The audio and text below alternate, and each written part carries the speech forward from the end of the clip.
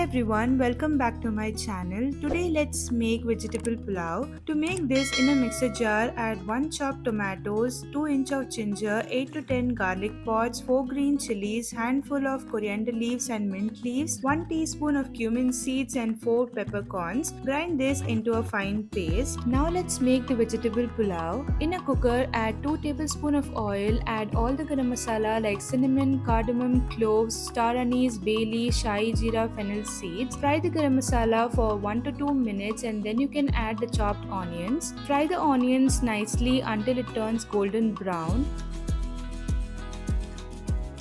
Once the onion turns golden brown, you can add the turmeric powder and the grinded masala. Fry the masala nicely until the raw smell goes and the color of the masala changes and you get a nice boil.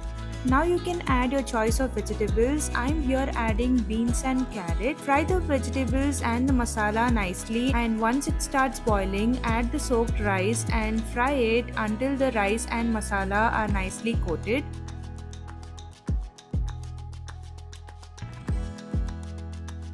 Add the water in the ratio of 1:2 and give it a nice mix.